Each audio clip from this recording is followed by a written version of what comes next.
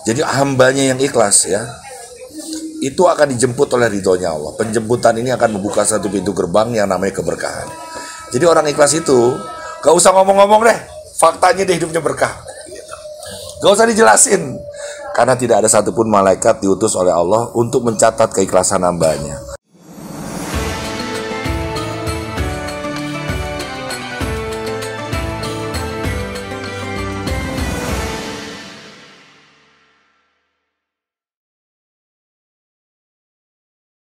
Baik teman-teman, kita masih bersama dengan Gus Ho. Ya, lu harus ada nama yang aneh, Gus. Katanya mau viral, Gus. Kalau mau viral tuh harus nyeleneh dikit gitu loh. Ya. Bukan mau viral nih Bang. Kita hanya petunjuk dari para masyayikh aja. Ya pokoknya apapun. Begitu ya. Kalau viral nanti kamu dikorek isi-isi yang bermanfaat itu, Gus. Siap. Ya, kamu kalau udah main YouTube kagak pingin viral, munafik kamu. Loh, disuruh saya itu nih gini begini Oh, Bang. iya. Saya jelasin dulu nih sejarahnya. Ya, kita Mas Rizky stop dulu ya. Jadi dulu tahun 2016 pas saya Gus, jalan kaki. ini tahun berapa sekarang? Ini 2022. Kamu nyeritain dari 2012 Lah iya, itu Kelamaan, Gus. viralnya pada saat itu kalau mau viral Bang. Oh. Kan pada saat itu pas jalan, itu kan memang mau diajak viral. Memang saat itu saya diperintahkan untuk tidak. Karena dalam kurikulum tasawuf juga ada dua. Pertama khalwah bil uzlah, khalwah bil jalwa. Pada saat itu saya kurikulumnya disuruh khalwah bil uzlah. Jadi tidak boleh terlalu banyak berinteraksi dengan media lah dan macam-macam. Ketika masa kemarin beberapa ulama memang wafat, lalu para masyayikh memang nyuruh. Kan kalau kata Gus Dur dulu itu, Gus kenapa sih Gus Dur mau jadi presiden, jadi bapak bangsa aja enak-enakan. Saya disuruh 5 kiai untuk melakukan ini, ya sudah. Mau nyemplung sumur pun ya iya, sama seperti saya jalan kaki karena disuruh. Kalau nggak disuruh buat apa? Atau Rasulullah pun misalnya begini ditanya, ya Rasulullah kita Fathul Mekah. Oke. Kata sahabat begitu, kata Rasulullah nggak ada wahyu. Jadi kerjakan sesuatu memang bukan karena keakuanmu yang ya Allah, kalau bisa aku diberikan kepekaan ya membaca tanda-tanda Iqra bismi rabbikal ladzi khalaq. Teman-teman, tadi beliau ngomong soal doa. Apa tadi kita garis lagi? Doa itu adalah merendahkan diri serendah-rendahnya. Oke, sekarang kalau kita minta di dalam doa, apakah akan merubah rezeki kita yang tadinya banyak semakin banyak? Jadi kalau itu dengan doa memang beberapa dalil itu kan bisa merubah takdir. Contoh kasus kita ambil di zaman Nabi Musa. Di zaman Nabi Musa itu ada orang tidak hamil-hamil, tidak punya keturunan. Tanya sama Nabi Musa. Ini Nabi Zakaria bukan istrinya, bukan Nabi Musa. Tanya perempuan ini tanya sama Nabi, ya Musa, kau kan kalamuah itu berarti juru bicaranya Allah. Juru bicaranya. Bisa berbicara langsung lah sama. Ayo, saya mau tanya, saya itu punya anak nggak aslinya nanti? Nabi Musa tanya sama Allah. Dijawab, nggak ada itu rezekinya kamu punya. Terus dia sedekah, beramal soleh, dia ibadah. Tanya lagi. Tiap hari, tiap minggu dia tanya. Jawabannya masih sama. Sampai akhirnya ketika itu dia tidak ketemu lagi dengan Nabi Musa, dan pas ketemu setelah beberapa tahun kemudian dia lagi gendong anak. Loh, bisa gitu Gus? Nah, tanya Nabi Musa akhirnya, dia nggak tanya itu anaknya siapa. Padahal Allah yang bilang nggak ada rezeki. Nggak ada rezeki. Terus dia tanya, ya Fulana, kamu ini kan lama nggak bertemu sama saya, kamu kabarnya gimana sekarang? Kok biasanya tanya-tanya nggak punya anak? Lah ini alhamdulillah saya sudah gendong anak angkat Gus. Anak asli anak saya kan. Ori Gus. Iya ori, makanya sih murni. Fitri.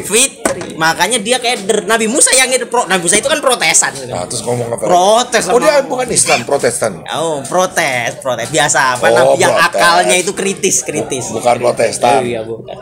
Kalau Protestan. Kamu ngomong jatuh semangat. Kritis. Tanya sama. Dia nanya ke Allah. Ya Allah gimana nih? Bilangnya katanya enggak, sekarang saya gimana ini masa saya Nabi dibilang salah kan gitu. Dijawab sama Allah, sesungguhnya rahmatku melampaui takdirku. Jadi ketika aku takdirkan dia tidak punya anak, tetapi dia tetap berusaha untuk berdoa dan bersedekah dan semua beramal soleh, maka rahmatku melampaui dari takdirku sehingga ku rubah. Boleh peluk Agus. Wah. Jarang ada orang ngomong mampu buat aku merinding. Ya Allah ya Karim. Teman-teman, saya merinding mendengar jawaban Gus H. Ya, harus begitu ngomongnya. Jadi kalau bagi teman-teman yang menikah, berpasangan, belum punya anak, nih dua hal nih saya menangkap dari beliau. Ternyata takdir Allah itu masih kalah dengan rahmatnya.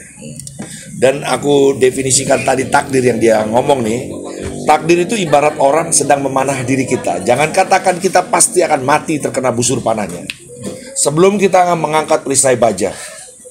Tapi kalau kita angkat kardus dan tembus, kita mati terus kita bilang takdir itu bego. Tapi kalau kita angkat besi baja, lalu melesat kena jantung kita dan mati, itulah takdir. Dan ingat rahmat tadi tuh. Ya kalau dokter bilang kamu gak punya anak, udah gak punya anak karena kamu begini penyakit miom dan lain-lain ya. Ternyata dua resepnya. Yang pertama, banyaklah engkau bersedekah. Tepuk tangan. Dan yang kedua, kalau ada teman-teman kamu kelahiran, jangan minder, jangan tidak didatangi, datanglah, berilah apa yang kamu bisa beri. Tepuk tangan. Gitu ya Gus ya kali Gus. Siap. Gus, hati ini Gus, ya hatimu sama hatiku kali besarnya ya. Tapi ternyata ada yang tidak luas, hanya sekedar wawasan. Tapi ada hatinya yang menggumpal menjadi cakrawala. Ya, ini penting Gus. Hati ini menentukan betapa lapangnya orang ini bersyukur atas nikmat Allah Gus. Pertanyaannya, ini kayak kuis yang serius-serius ya. Ke bawah nih jadi. Masih ke bawah masa lalu kayak ini Bang Dik ini. Kayak kuisnya yang serius-serius ini. Aduh. nah, bedain dong. Siap. Bedain antara bertanya dengan semangat. Oke, siap. Ya, kalau kamu baru begini aja nggak semangat, aku ngebayangin kamu berangkat dari tanah air ke sana, terus kalau kamu nggak punya semangat gimana Gus? Aku ingin buktikan dari podcast ini, aku semangat. Kalau kata hikam itu, seberapapun kau punya himmah, kau tidak akan bisa merubah tirai Tuhan. Himmah. Jadi himmah itu semangat tadi. Jadi artinya apa? Harus beserta dengan dia. Artinya begini, ketika Syekh Ibnu Athaillah ditanyakan. Yo iya pasti Gus. Ditanyakan begini bentar. Jadi jangan dipotong dulu nih bro. Nanti salah nih diedit nih. Nggak mungkin. Tolong ada barcode-nya ya, ada enggak, kalau bisa ada podcast itu agak dirubah dikit ya. Ya. Karena yang udah tuh pakai time code begitu ya. Nah, kalau kita nih yang natural aja ya Gus. Oke. Natural itu kan kita sama dengan memaknai bahwa kita menerima apapun yang Allah berikan gitu ya. Masya Allah. Lanjut Gus. Jadi ditanya begini Syekh, kalau engkau berdoa gimana sih? Aku berdoa agar Allah menghilangkan kehendakku menjadi kehendaknya. Yang dimaksud gimana? Dalam beberapa dalil begini. Kalau kehendakku itu berhasil, misalnya saya pengennya bikin bangun rumah nih tahun depan, ternyata berhasil, tepat sasaran. Keakuannya muncul. Otak saya beres. Wih ini beres berkat semangat nih, makanya berhasil. Akunya malah membakar. Tapi kalau tidak berhasil, dia menyalahkan. Yang terjadi jadi malah kusut, putus asa. Padahal dalilnya, janganlah engkau berputus asa dari rahmat Allah. Sesungguhnya berputus asa dari rahmat Allah itu pekerjaan orang-orang kafir. Jadi dua-duanya satu pekerjaan, mendekati pekerjaan iblis. Yang satu namanya mendekati pekerjaan tipis ya Gus ya, antara ketuhanan dengan kesetanan ya. Nah, makanya ketika Gus, tunggu sebentar. Ini topi apa gitu? Wah, ini topi sabut. Ini khusus dari di Banten ada Syekh saya. Karena topi itu kamu pintar, enggak kan? Oh, enggak kalau dicopot, Mbak. Coba kau pakai ini, pakai ini. Siap. Coba kamu jadi Dik doang, Oke. aku jadi Gus A. Siap deh, panut aja deh. Waduh, wah ini nanti saya minus apa plus apa berapa nih? Cakep. Udah apa-apa. Oke, siap. Enggak, selama ini kalau dia belum viral itu jangan-jangan salah kostum, nggak enak dipandang gitu. Ini coba cakep nggak? Coba gimana, Noni? Coba. Oke kan? Kamu itu. Oke aja deh, ya udah deh. Jangan dipegang-pegang, Gus. Nanti meletus ya. Ini jangan-jangan ada nganunya nih, ada kode sandinya ini kalau dipakai sesuatu dia bisa melihat transparan atau apa gitu kan repot nih. Enggak, kamu tuh harus didananin dikit lah, Gus. Siap. Ya, Gus Baha itu pun dengan kesederhanaannya itu juga adalah brandnya dia, Gus. Ya, udah kamu nih keren begini. Tapi habis syuting balikin, Gus. Kamu cari yang kayak gitu. Siap. Tapi lama-lama pusing nih, Bang. Enggak ada mensnya, enggak ada mensnya. Orang selalu melihat rezeki itu berupa apa yang didoa, minta sejahtera berbentuk uang, ada rumah, mobil, motor apalagi gitu ya. Apartemen. Mobil, rumah sama apartemen. Apa itu? Perasaan yang viral-viral kemarin. Apa itu, Gus, yang dibilang rezeki, Gus? Jadi begini, Bang. Gus, kamu cakep, Gus. Oh iya aja deh. Kalau nggak cakep nggak laku, Bang. Saya udah laku ya. Kamu cakep sampai begini. Iya. Kamu tuh mesti dandan, Gus. Siap. Jadi begini, Bang. Jadi wajah kamu yang kemarin itu, sisa debu-debu perjalanan itu, debu-debu kepentingan itu masih nempel di wajah kamu. Kamu ini harusnya sudah nggak ada kepentingan, Gus. Loh, kita ngikutin aja ridho apa yang ditentukan Allah. Ya sudah, aku tentukan sekarang. Ini kedua. Oke, yang berbicara ini apa? Aku yang berbicara, tapi kan dia. Iya. Iya. Karena la maujud ilmu. Nah. Sih. Oke, Gus. Rezeki yang harus disyukuri dari tingkat dasar dulu, Gus. Jadi tingkat dasar itu ya kita dikasih nafas gratis, kalau enggak contoh pas lagi COVID itu. Iya. Gimana itu? Itu satu oksigennya bisa rebutan itu sampai berapa juta. Tapi aneh, Gus, di negeri tropis banyak pohon, kita kekurangan oksigen. Jangan-jangan banyak yang kurang menanam menjaga keseimbangan ya. Nah, betul itu. Yang karena kedua, dolim itu ada 4, Bang. Guster, yang ini tapi kalau ingetin dolim, tadi ya. Iya. Yang pertama tadi nafas itu sebagai rezeki ya. Iya, ini masuknya ke situ karena Aduh, dolimnya ya itu Allah. ada 4 nih, Bang. Dolim kepada diri sendiri, bunuh diri, minum khamr dan lain-lain. Dolim kepada Allah dan Rasulnya yang pertama itu harusnya. Allah dan Rasulnya, misalnya tidak sholat, tidak ibadah, tidak mengikuti Rasulullah, itu dolim kepada Allah dan Rasulnya. Dolim kepada diri sendiri tadi. Terus dolim kepada manusia lain, itu masuk ketiga, misalnya bunuh orang, fitnah orang, nipu orang dan lain-lain. Yang keempat, dolim kepada alam semesta dan isinya. Wah, termasuk nanem apa-apa, atau misalnya ada orang tuh udah sholat, udah apa, ngurung kucing nggak kasih makan, ahli neraka. Wow. Nah, jadi artinya jika orang tidak melakukan keempat kedoliman ini lolos. Teman-teman, tadi sudah dijelaskan. Yang pertama adalah nikmat rizki berbentuk nafas.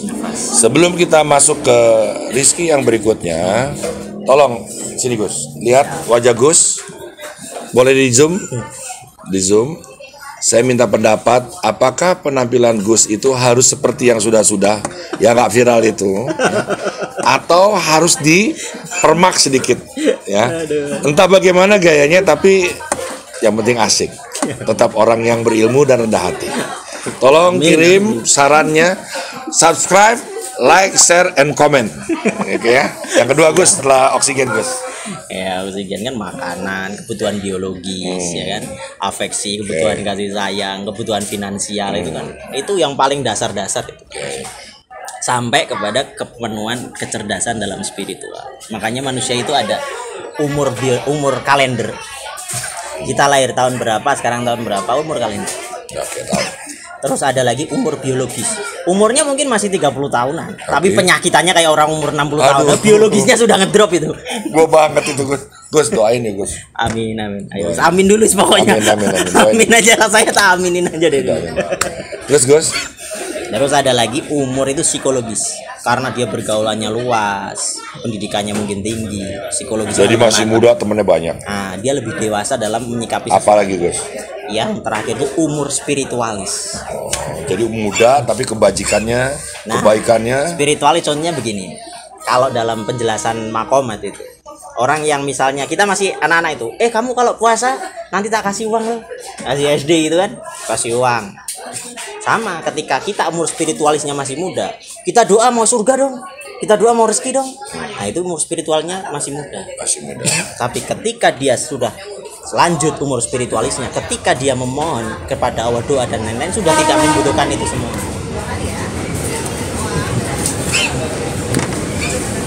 Aku akan garis bawahi. Jadi teman-teman, doa itu bisa berubah pemaknaannya. Kalau masih kecil, doa itu minta sama Allah. Makin besar, doa itu berhadapan hati dengan Allah. Makin besar, doa itu adalah cara kita bersyukur. Ya, syukur itu cara paling indah untuk meminta. Lama-lama doa itu cara kita memuja dan memuji Dia. Jadi penting di dalam sholat itu kita suka berdoa yang memuji Dia, bukan banyak minta ya. Ya subhanallah walhamdulillah wala ilaha illallah Allahu akbar gitu ya. Zikirnya yang banyak, mintanya cuma satu, itu pasti penting. Iya, zikir sekarang kan kadang zikirnya yang sedikit, tapi mintanya proposalnya kebanyakan. Luar biasa obrolan kita ya. Tapi ibarat main bola nih, kedudukan tidak seimbang. Ya, saya banyak saya yang mau tanya, harusnya itu balik gitu. Biar tak seimbangin. Ma, cakep mana Ma? Dia mah aku mah, cakep mana jujur Ma? Ya cakep ini, kalau nggak bahaya nanti. Jatah sebulan hilang. Cakep mana? Enggak, ya itu ngomong yang nggak penting Gus. Apa Gus? Ya, kamu nanya jangan baca nih, Gus. Iya mau tanya nih. Ya. Kan Bang Dik dulu itu kan ya. Kalau aku nggak jawab nggak apa-apa ya Gus. Oh boleh deh dijawab. Nanti keres-keres pada berdebakan. Wah bahaya. Enggak, begini Bang. Mau tanya nih Bang. Gus kan ini geser masalahnya. Oke. Kita kayak rusuh banget. Ya. Jadi kan teman-teman Gus Hak mau bertanya ini kepada Gus Dik. Jadi begini nih Bang, kan kayaknya kok aura-auranya sudah agak beda sama yang zaman dulu-dulu nih Bang. Terus dulu gitu, ini ubanan gitu. Tua tadi ada macam-macam. Oh, iya. Ada tua spiritualnya. Nah ini yang tak tanya yang tua spiritualnya ini. Kayaknya bau-baunya sama kok agak-agak. Ini kan tempatnya ini agak ibaratnya kalau kata ulama sufi itu lebih uzlah ya. Oh ya? Nggak ada gedung-gedung di sini, cuman ada kereta lewat aja. Kamu memuji atau menghina ini? Jadi simfoninya ada ya kan. Jadi jadi gini, dalam hati ini kan ada guru yang apa namanya riuh, yang satunya ada ketenangan. Jadi ketika ini kereta lewat kan guru, ion itu akan bersahabat dengan yang satunya. Jadi keseimbangan antara jalal ini jadinya kamal. Wah ini berarti ada yin yangnya ini di sini nih. Ini pertanyaannya nih. Ini sekarang ini ada kondisi spiritual bagaimana? Iya. Panjang ya prolog ya. Loh iya. Kok lama nggak nongol, terus tiba-tiba sekarang nongol lebih spiritualis gitu kan? Gaulnya sama Buya Arrozi gitu kan? Wah, sama ulama-ulama. Kayaknya ini ada sesuatu, ini ada pengalaman rohani yang perlu di-share sama teman-teman. Baiklah, sampai di sini saja perjumpaan kita. Kita akan berjumpa lagi. Waduh. Ini akan berlanjut kayaknya Gus ya. Kita ini berapa menit tayangan kita ini? Gak tahu ini mereka nih. Saya ma'muman lillahi ta'ala. Saya mau lillahi ta'ala ini Bang kalau soal ini Bang. Aduh, gini. Ayo. Coba kamu pandang aku. Tidak pandang. Sudah mengerti jawabannya? Ya tapi kan pemirsa tidak ngerti. Pertanyaannya kan ke sana bukan ke sini. Nanya apa Gus ya? Ketika malaikat Jibril itu bertanya kepada Rasulullah, ya Rasulullah, di situ ada sahabat. Ya Rasulullah, apa itu iman? Apa itu Islam? Apa itu Ihsan? Apakah Jibril itu nggak tahu? Tahu. Oh, Rasulullah yang nggak tahu. Tahu dia juga. Tahu. Jadi untuk memberitahu yang lainnya. Nah, untuk memberitahu sahabat dong definisi itu. Nah, sekarang kita kan ada kawan-kawan nih yang ada di sana, jauh di sono. Ini harus dikasih tahu nih, siapa tahu bermanfaat buat mereka. Teman-teman, hidup itu sebuah perjalanan ya. Dari terminal ke terminal. Bahkan nanti kita mati saja, kita akan berjalan sejauh 2 kali luasnya bumi. Lalu ada 5 pos-pos di antara garis start sampai ke finish. Maka saya pun melakukan perjalanan itu sebagai sebuah proses. Hidup itu adalah proses, dan proses itu adalah perubahan. Perubahan itulah yang menandakan kita hidup. Jadi kalau saya hidup takut akan berubah, sesungguhnya saya sudah mati. Atau saya tetap hidup tapi dalam kemiskinan jiwa dan hati. Nah, orang di dalam Islam itu suka menyebutnya hijrah. Hijrah itu adalah perjalanan sebuah hati dari yang baik ke tempat yang jauh lebih baik. Apakah tempat kemarin saya tidak baik? Saya bilang, baik. Tapi saya akan berjalan ke tempat yang jauh lebih baik. Kalau dulu adalah cahayanya dari lampu strobo, dari HMI, dari lampu-lampu snut, lampu yang di umbrella. Sekarang saya ingin mencari tarikan garis nur cahaya Muhammad. Katanya kita ini mukmin bersaudara, dari mana? Dari garis keturunan Nur Muhammad itu. Saya adalah tubuh jasad dan saya adalah tubuh ruhania. Kemarin saya hanya menyenangkan tubuh jasad. Saya jadi terkenal, menjadi anugerah bagi saya. Tapi kan saya juga harus mendapatkan berkah dari Allah. Maka sekarang saya waktunya memanjakan tubuh ruhania saya. Inilah perjalanan di jalan sunyi. Saya mencari jalan keilahian sampai pada akhirnya didatangkan Gus Ha. Dan akhirnya Gus Dik menerimanya. Sekarang nama saya mau diganti H aja. Iya dong Gus. Ya, karena Gus aman. Nggak boleh dipleset loh. Ini nanti itu ambil dari Mutasabbiah di Al-Qur'an, nanti langsung Kayaknya lo Gus. Ya. Ini zamannya YouTube, zamannya dunia maya. Siap. Ya, zamannya IG, semua orang sulit mengingat. Ya. Bahkan ingatan mereka tuh 5 tahun saja sudah bagus. Siap. Orang serba menyingkat. Ustadz Jeffrey jadi disingkat jadi UJ. Ustadz Abdul Somad jadi apa? UAS. Kalau kamu pakai panjang-panjang nggak diingat orang, Gus Ha udah.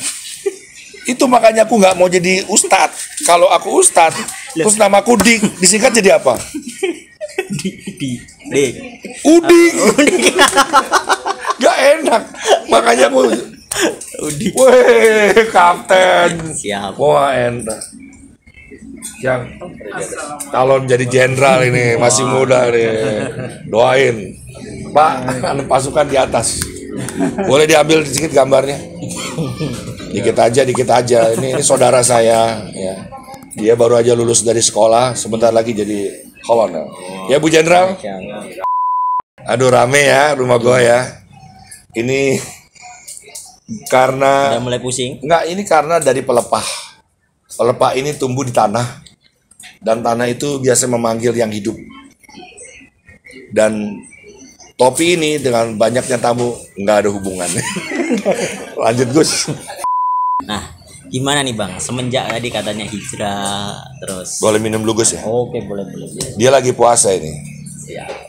Tapi saya tawarkan kalau dia tahu adabnya dia pasti minum ini. Waduh, bahaya ini. Rewet nih. Ya, ini kalau dia tahu adabnya.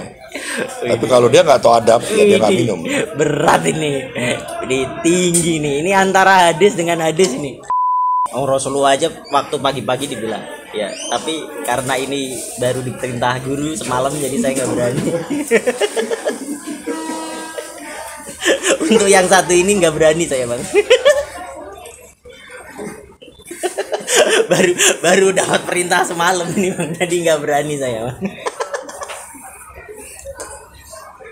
Teman-teman, saya mau ngomong tentang puasa. Puasa itu ibadah yang baik sekali. Ibadah yang hanya Allah yang menilai. Siap. Ya, hanya Allah yang tahu rahasianya. Tapi ternyata ada ibadah yang lebih hebat dari puasa. Yaitu bersedekah. Cocok ya? Kalau sedekah sambil puasa. Tunggu dulu. Lagi. Ini mau ngomongnya kelihatan nih jangan. Enggak. Coba angkat tangan kamu begini. Sadat. Kamu jawab ya. Sadat, sholat, zakat, puasa, haji. Yang paling tinggi mana, Mas? Zakat. Yang paling tinggi ini. Ini untuk Allah. Ini sholat kepada Allah. Ini puasa karena Allah. Hanya Allah yang tahu. Ini menapak tilas perjalanan Rasulullah di Baitullah. Yang satu-satunya ini bukan untuk Allah, tapi tinggi kedudukannya. Jadi yang baik adalah orang yang bersedekah ngasih makan orang gitu. Tapi lebih baik lagi kalau dia berpuasa dan dia tetap memberikan makan kepada orang. Nah sekarang kamu nih udah nggak menghargai tamu. Ya. Berat dah. Iya enggak, ini beneran. Ya udah deh, minum nih. Minum lah. Minum lah. Wah, berat. Tapi ada dalilnya, Mas. Tunggu sebentar. Jangan agama dalil kita ini. Enggak, bukan dalil ini. Masalahnya Kan ini dalam cuma sunnah. Iya, Jangan iya. jadi wajib ini bahaya. Iya, paham. Karena kalau tidak menerima rukhsah, ya nanti dapat dosa. Berdoalah kamu, berpuasalah kamu karena Allah. Siap. Bukan berpuasa karena guru. Di atas guru ada Allah. Terus ngapain kamu puasa-puasa ke sini?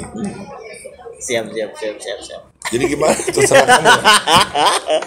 Udah, kita balik lagi ke yang tadi deh. Gimana nih, Bang? Wah.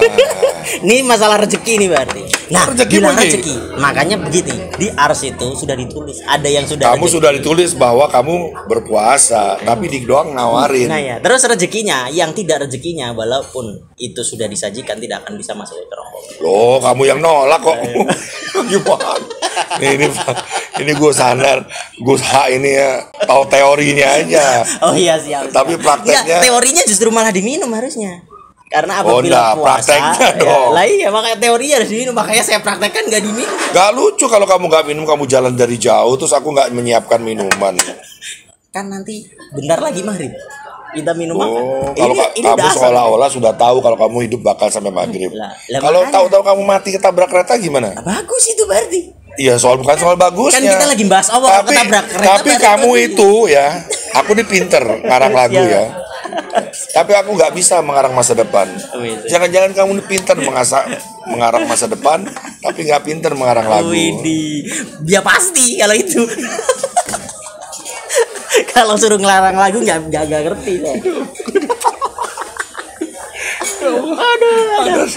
Aduh. Ada wawancara begini. Siap.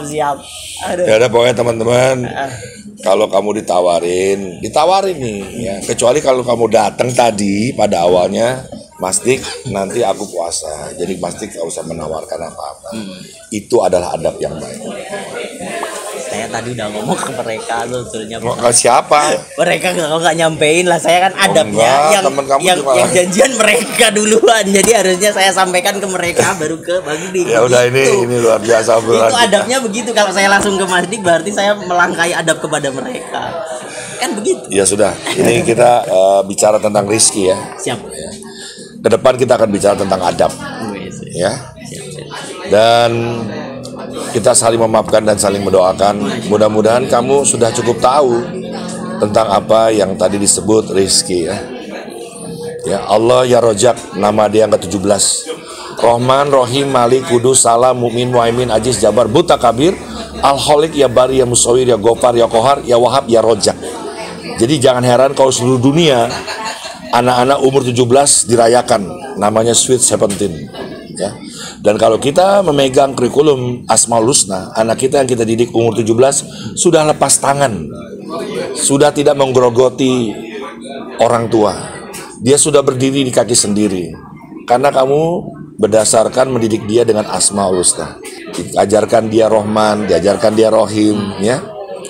Banyaklah, kita akan bahas juga tadi tentang Asmaul Husna ya. Kenapa harus ada nama ini ya. Gus, terima kasih banyak ya. Karena kamu nggak mau minum, teman-temanku, saudara-saudaraku harus ku jamu dengan minum. Mantap. Silahkan monggo. Teman-teman, kamu mungkin mau pisah, mau berdoa atau mau gimana? Ya udah, ini sekarang kita sudah terima kasih sekali nih diundang sama ke sini, bisa diterima. Balik Gus, ya. balik. Mohon maaf nih kalau apa namanya? Siap.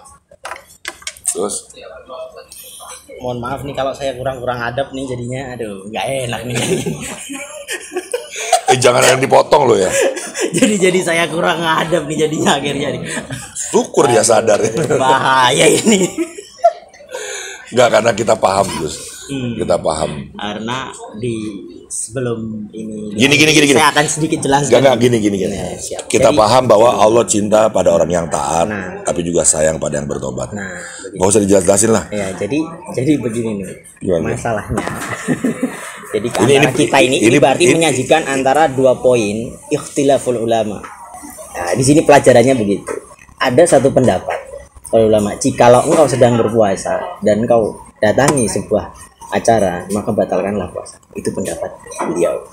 Nah, pendapat yang satunya ini dari sisi misalnya ketika kita bertorefah, itu ada sesuatu presisi yang itu ketika kita diperintahkan itu harus wajib dilaksanakan, seperti dalam Quran surat Al-Kahf. Itu tidak boleh bergeser presisinya, seperti halnya ketika Nabi Khidir memerintahkan Nabi Musa untuk tidak bertanya. Maka pada saat itu ketika Nabi Musa bertanya, maka itu menyalahi presisi dalam kaidah Torekoh. Nah, kebetulan semalam saya dapat perintah itu, mungkin dalam podcast ini untuk membahas dua ikhtilaf yang sebetulnya tidak perlu ditabrak-tabrakan di negara ini. Banyak sebuah pendapat di negara Islam. Intinya selalu harus ada dua pendapat. Siap. Tapi di tengah-tengahnya adalah komunikasi.